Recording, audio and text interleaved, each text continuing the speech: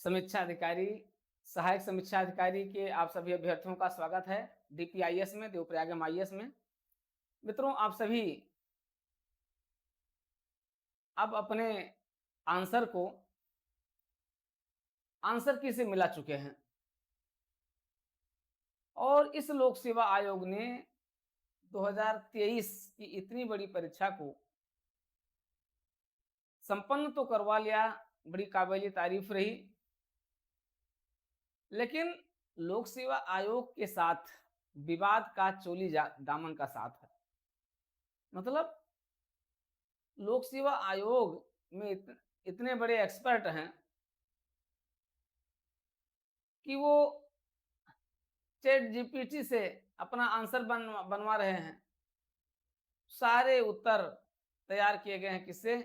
Chat GPT से। हालांकि ठीक है, कुछ उत्तर काफी हद तक सही भी हैं, लेकिन कुछ उत्तर विवादित भी हैं, क्योंकि इसका स्कोर 98%, लगभग 98 से 99% है। 1 से 2% पर ये धोखा दे देता है, और वही हुआ भी है। उसने जो उत्तर बताया उसी उत्तर को आयोग ने रख दिया, और इसी के क्रम में 6-7 उत्तर में हेराफेरी हुई है। हालांकि कुछ उत्तर सही भी हैं, लेकिन कुछ में हेराफेरी हुई है। तो आते हैं, देखते हैं कौन से उत्तर लोक सेवा आयोग डिलीट करेगा, कौन से उत्तर को चेंज करेगा।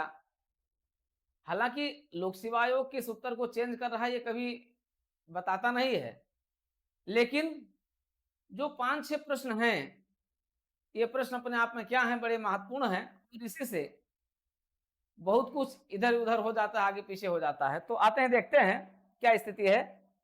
तो मित्रों, लेकिन आप चूंकि डीपीआईएस से जुड़े हुए हैं, डीपीआईएस प्लेटफॉर्म से आप इस चीज को देख रहे हैं, सारी क्लासेस को देख रहे हैं, सारे अपडेट्स को देख रहे हैं। आप आगे चलने से पहले आप जरूर एक बार, अगर सब्सक्राइब ना किए हो तो जरूर एक बार सब्सक्राइब जरूर कर दीजिएगा, जिससे आप इस फैमिली के साथ रहेंगे, देवप्रयागम फैमिली के साथ, परिवार के साथ आप एक सदस्य रहेंगे, और सभी जानकारियों को आप तुरंत प्राप्त करते रहेंगे। क्योंकि अब तो शुरू होने वाला है आपके मुख्य परीक्षा का एक महासंग्राम। आते हैं, देखते हैं। देखिए, एक प्रश्न है इनका कि वैधानिक संस्था, अगर हम देखें, वैधानिक संस्था की बात करें, जिससे आप कहते हैं, इन्होंने वैधानिक संस्था लिखा है और अंग्रेजी में लिखा है स्टेचुरी लिखा है, स्टेचुरी लिखा है।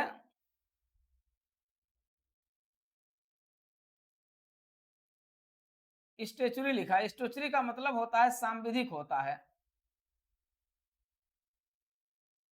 इसका मतलब होता है सांविधिक, और इसका मतलब होता है जो संसद द्वारा या विधानमंडल द्वारा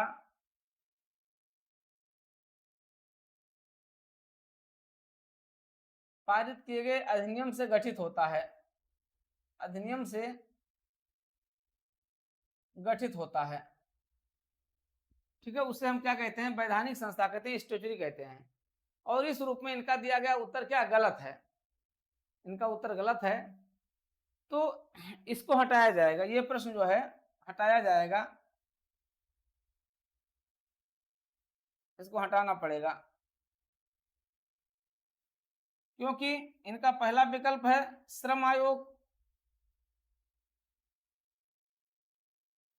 श्रम आयोग जो कार्यकारी संस्था है, कार्यकारी संस्था है, संगठन है, जो सरकारी आदेश से गठित हुआ।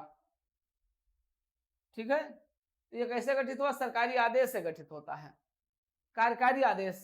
ठीक है, दूसरा है वित्त आयोग है, जो कि इन्होंने आंसर लगाया है, ये गलत है, क्योंकि ये क्या है? ये संवैधानिक संस्था है। ये क्या है? ये एक संवैधानिक संस्था है। कॉन्स्टिट्यूशनल है, तो ये भी नहीं होगा, ये भी नहीं होगा। इसमें लोक सेवा आयोग ने जो आंसर लगाया वो आंसर गलत है। फिलहाल लोक सेवा आयोग का, पब्लिक सर्विस कमीशन का आंसर गलत है। इन्होंने सी दिया है, सी दिया है योजना आयोग, नीति आयोग और योजना आयोग। नीति आयोग और योजना आयोग,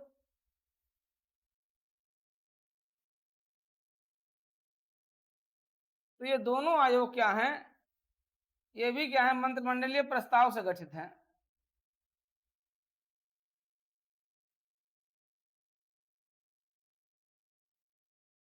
ये भी मंत्रिमंडल के प्रस्ताव से गठित किए गए, इसलिए ये भी नहीं है, ये भी उस श्रेणी में शामिल, इसलिए इस प्रश्न को हटाया जाएगा, क्योंकि ये चारों जो है ए बी सी डी चारों ये स्टेचुरी नहीं है, इसलिए इसको हटाया जाएगा। बाहर है लोक सेवा आयोग। हालांकि ये क्वेश्चन का बहुत गलत रहा है, कई बार ये इस प्रश्न को कई बार गलत किए हैं, ये नहीं, ये इनका इतिहास रहा है।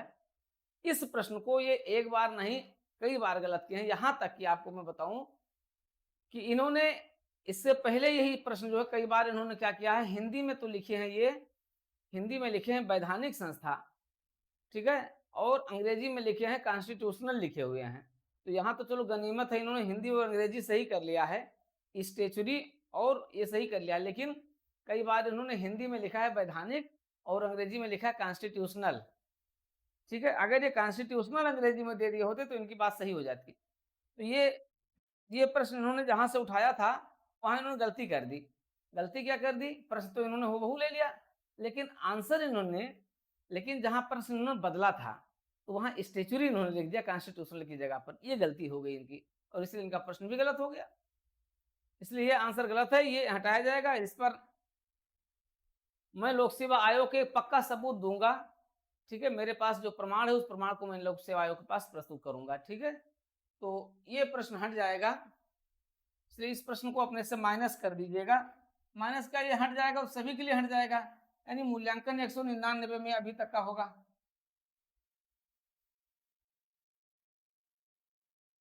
चलिए तो आगे चलते हैं दूसरे प्रश्न पर। दूसरा कौन सा प्रश्न है,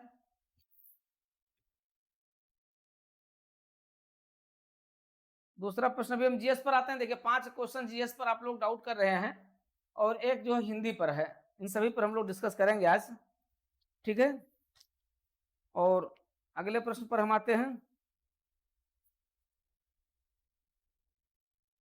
देखिए अगला प्रश्न देखिए,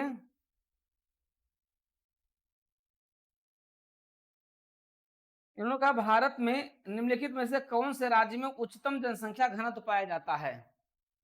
अब उच्चतम जनसंख्या घनत्व चाहे 2011 की जनगणना अगर आप लें, अगर 2011 की जनगणना लेते हैं, जनगणना के आधार पर कहते हैं, ठीक है, तब तो आपका क्या हो जाएगा, तब तो आपका हो जाएगा, आप जानते हैं बिहार हो जाएगा, ठीक है।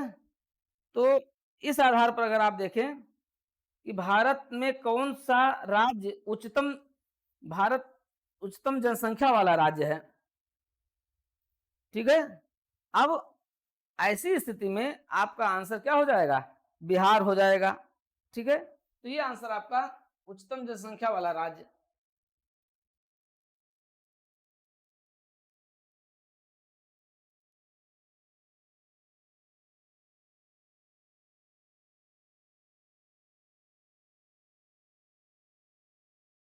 ठीक है, भारत में उच्चतम जनसंख्या वाला राज्य क्या है। अब देखिए, अब इन्होंने क्या लिखा है, उच्चतम जनसंख्या घनत्व वाला राज्य क्या लिखा है, उत्तर प्रदेश को इन्होंने दे दिया है, ठीक है, हाईएस्ट डेंसिटी पॉपुलेशन। तो उच्चतम जनसंख्या घनत्व वाला अगर देखेंगे ना, उच्चतम जनसंख्या घनत्व वाला देखेंगे, घनत्व आपका कहाँ हो जाएगा, बंगाल, आपका बिहार हो जाएगा, आपका बिहार हो जाएगा। अब जब बिहार आपका हो रहा है तो इन्होंने क्या लिख दिया है, इन्होंने उत्तर प्रदेश लिख दिया है। अब देखिए इनकी त्रुटि कहां पर हुई, मैं आपको बताऊं। इन्होंने जब जीपीटी से जब आंसर लिया, चैट जीपीटी से, तो इन्होंने क्या किया, इन्होंने उस रूप में आंसर ले लिया और वहीं से आंसर गड़बड़ हो गया ये, ठीक है, उच्चतम उच्चतम जनसंख्या वाला राज्य ले लिया, उच्चतम जनसंख्या घनत्व वाला अगर जब कहेंगे तो यह हो जाएगा, और वहीं पर 1% वाली जो एरर है ना वो यहाँ पर आ गई। इसलिए आंसर इनके कहाँ से तैयार किए गए हैं, सब चैट जीटीपी से तैयार किए गए हैं। और ये भी आंसर बदला जाएगा, इसका ये आंसर चेंज होगा। इन्होंने उत्तर प्रदेश लिखा, ये आंसर क्या हो जाएगा, चेंज हो जाएगा। और जिसका बिहार सही है वो सही मानेंगे ये, ठीक है। और उच्चतम जनसंख्या घनत्व वाला अगर देखेंगे तो बिहार हो जाएगा, ठीक है। तो ये प्रश्न भी बदला जाएगा। अगर आप देखेंगे तो उच्चतम जनसंख्या घनत्व ये भी बदल जाएगा। तो ये क्वेश्चन आपका इस रूप में हो जाएगा, सभी का सही हो सकता है, जिनका बिहार सही होगा वो सही हो जाएगा। अब कह रहे हैं कि निम्नलिखित में से कौन सा स्थल रूट लैंडलॉक बंदरगाह है।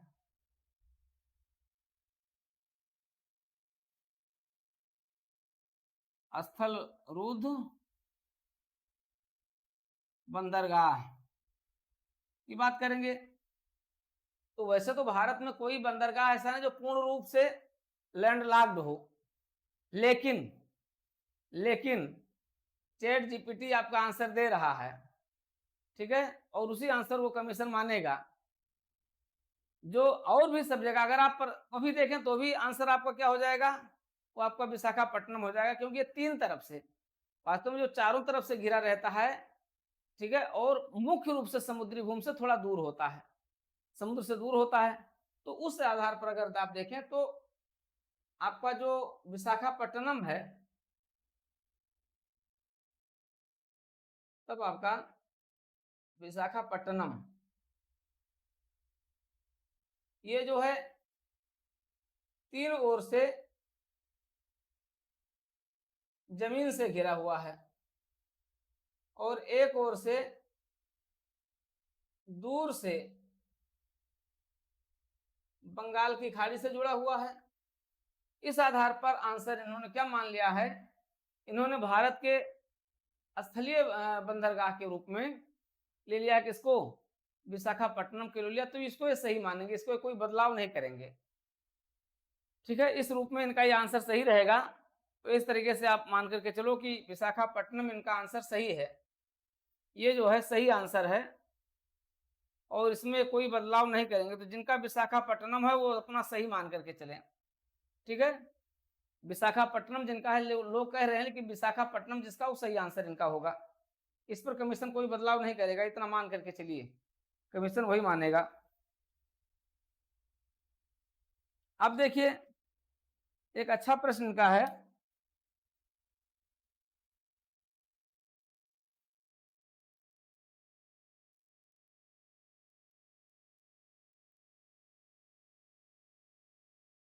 अब एक प्रश्न का देखिए।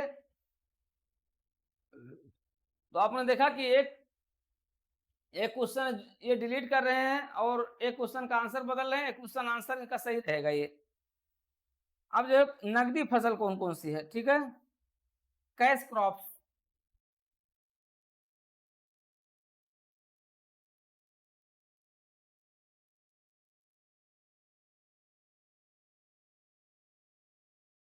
देखिए जो मुख्य नकदी फसल है, ये नहीं कह रहे हैं कहाँ की, किस राज्य की नहीं कह रहे हैं, ये कह रहे हैं निम्नलिखित में से कौन नकदी फसलों से संबंधित है। उत्तर प्रदेश नहीं कहे हैं, या कोई राज्य नहीं कहे, कोई देश नहीं कहे, संसार भर की बातें कर रहे हैं, समझिएगा। मतलब ये एक ओवरऑल कॉन्सेप्ट ले रहे हैं। तो क्रैश नकदी फसल वह होती है जिससे जिसे बेच करके किसान क्या करते हैं, अधिक से अधिक फायदा उठाते हैं, अधिक से अधिक फायदा कमाते हैं। तो अगर ऐसी स्थिति में देखें तो इसमें जो इन्होंने दिया लिखा है, पहली तो हो जाएगी कपास, मुख्य कपास हो जाएगी, दूसरी जो है गन्ना हो जाएगी, दूसरी गन्ना हो जाएगी, तीसरी जो है आलू हो जाएगी, और चौथी जो है ये आपकी रेप सीड हो जाएगी। तो रेप सीड हो जाएगी। तो अगर देखें तो ये चारों आंसर देखा जाए तो चारों सही है, क्योंकि ये देखिए इन दोनों में तो कोई भेद नहीं है, ये दोनों तो 100% है। ये दोनों 100% है। अब बाकी बचता है आलू और रेपसीड का। आलू भी नकदी फसल इसलिए है क्योंकि किसान इसको खाने के लिए नहीं बोते हैं, अधिक से अधिक इसको बेचने के लिए बोते हैं।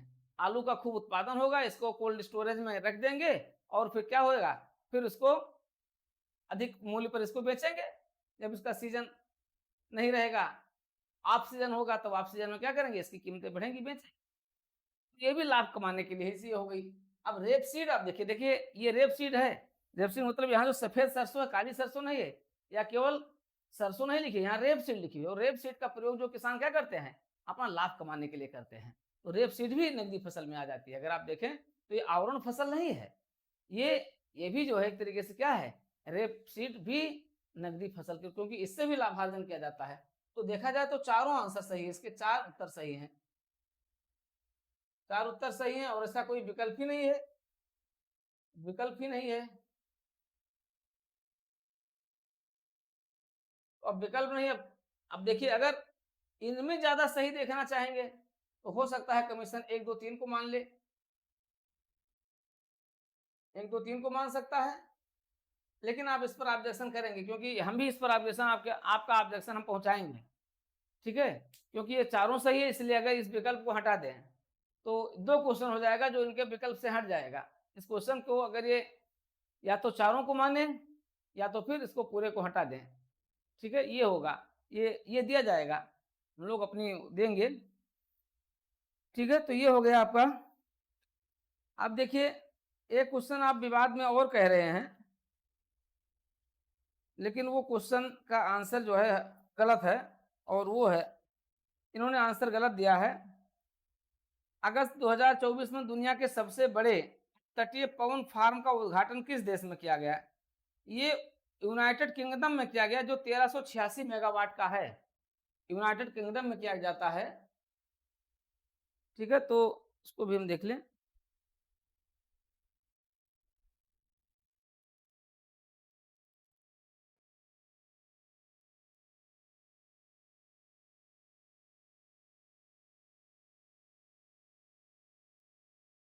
तीसरा है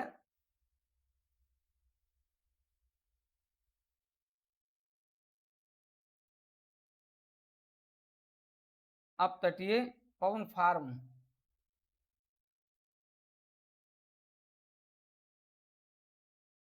वास्तव में 2023 का प्रोजेक्ट है, ये प्रोजेक्ट 2023 का है, लेकिन अगस्त 2024 में, ठीक है, इसे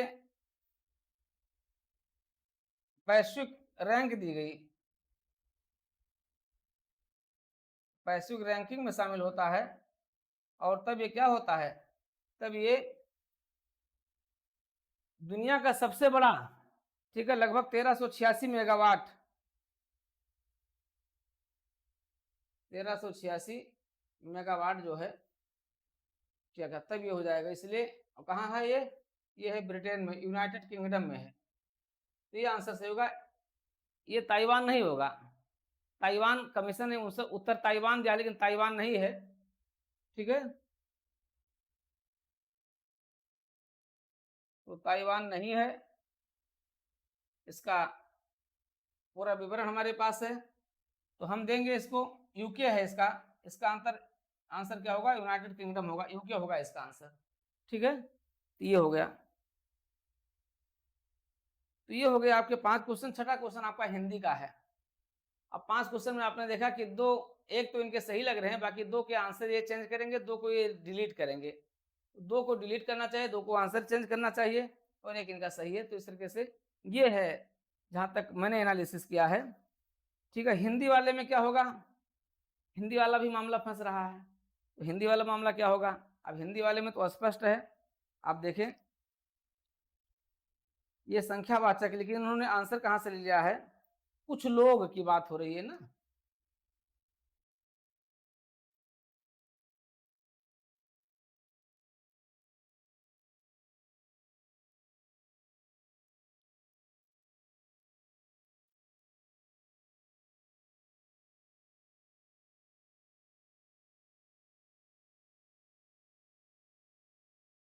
कुछ दूध,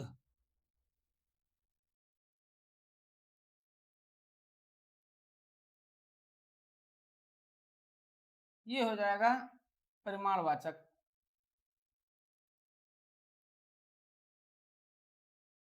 अनिश्चित परिमाणवाचक हो जाएगा। ये जो है अनिश्चित संख्यावाचक हो जाएगा। ये हो जाएगा। तो इसलिए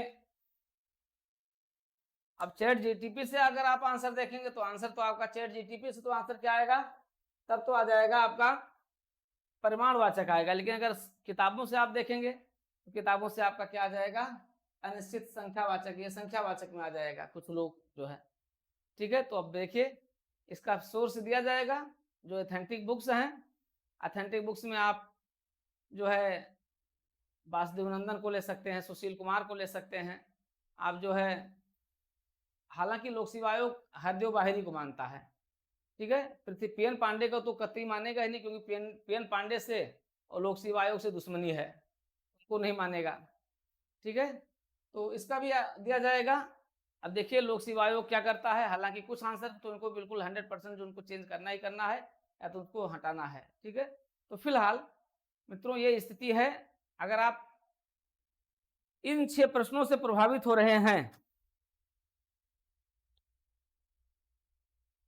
अगर आप इन सभी 6 प्रश्नों से प्रभावित हो रहे हैं, प्रभावित हो सकते हैं। ठीक है, तो अब समझिए, अपनी किस्मत समझिए कि लोक सेवा आयोग क्या करता है। क्योंकि लोक सेवा आयोग चेंज किया हुआ आंसर कभी बताता नहीं कि हमने इस आंसर को चेंज कर दिया है। वो तो जब अगली बार फिर आता है तब पता चलता है कि हाँ ये इन्होंने चेंज किया था, ये पिछली बार गलत था, इस बार इन्होंने सही करके चेंज करके ये किया है।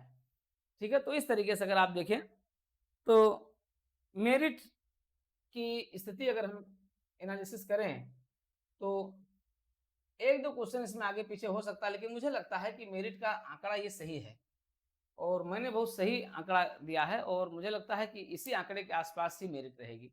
एक दो आगे पीछे हो सकता है, लेकिन 125 से 130 मेरा मानना सही है। 127 हो सकता है, 128 हो सकता है, 129 हो सकता है, लेकिन उसके ऊपर नहीं जाएगा। 124, 25, 26 इसी के रेंज में रहेगा। ठीक है, तो पूरी उम्मीद है कि इसी के आसपास मेरिट रहनी चाहिए। ठीक है, तो मित्रों ढेर सारी शुभकामनाएं, मंगल कामनाएं हैं। 6 प्रश्नों पर अगर आप विवादित नहीं है, वो भी हमने बता दिया है कि जो प्रश्न हटेगा, जो मैं भी अपना बिल्कुल पुख्ता प्रमाण लोक सेवा आयोग को दूंगा और उस प्रमाण के आधार पर लोक सेवा आयोग को हटाना ही पड़ेगा।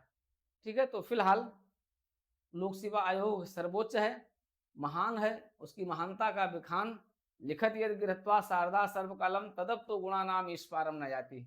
मतलब सरस्वती माता ही लिखा करें तो भी पार नहीं पाएंगे, क्योंकि लोक सेवा आयोग आयोग है। ठीक है, एक तो प्रश्न उनको यही बनाना चाहिए था कि अपने आप को लिख देते कि लोक सेवा आयोग क्या है, उसका आंसर दे देते कि ये संवैधानिक है कि सांविधिक है, इसकी लिख देते कि सांविधिक है। जब इनको इतना नहीं आता है तो ये भी लिख दिए होते कि सांविधिक है। ठीक है, तो फिलहाल और टिप्पणी नहीं करेंगे, वो माननीय है और कमीशन माननीय है। चलिए, तो इसी एनालिसिस के साथ आप जुड़े रहिएगा डीपीआईएस के साथ, देवप्रयाग एमआईएस के साथ। और हमारी मुख्य परीक्षा की कक्षाएं 5 अगस्त से प्रारंभ हो रही हैं। 5 अगस्त के साथ हमारी इस कक्षाओं से जुड़ सकते हैं।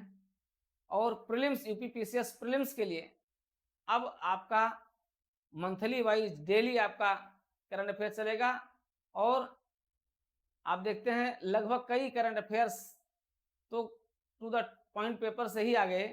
हालांकि एक दो नहीं भी आए, लेकिन सिस्टम सही रहा, तरीका सही रहा। उसी तरीके के आधार पर जिस पर हम लोग चले थे तरीका सही था। क्योंकि बजट इन्होंने छुआ ही नहीं और भी कई चीजें इन्होंने नहीं देखा, तो उसका कहीं ना कहीं थोड़ा सा जो है मलाल तो सबको रहेगा ही रहेगा, क्योंकि उस पर लोगों को मेहनत कराई गई थी, उस पर क्वेश्चन आना चाहिए था। फिलहाल डीपीआईएस यूट्यूब चैनल को सब्सक्राइब जरूर कीजिएगा, जुड़े रहिएगा डीपीआईएस फैमिली के साथ, डीपीआईएस कम्युनिटी के साथ। और हम फिर मिलते हैं अगले एनालिसिस के साथ और यूपीपीसीएस के सीटों की संख्या के साथ कि यूपीपीसीएस में कुल कितनी सीटें हो गई हैं और कौन कौन से सीटें हैं, एसडीएम कितने हैं, डिप्टी कलेक्टर कितने हैं, डिप्टी एसपी कितने हैं, सारी सीटों पर हम चर्चा करेंगे आपके साथ। अगली क्लास में चर्चा करेंगे। तो तब तक के लिए हम लोग फिर मिलते हैं शीघ्र, लेकिन आप डीपीआईएस कम्युनिटी को सब्सक्राइब जरूर कीजिएगा। चलिए आज की क्लास है। Hello hello.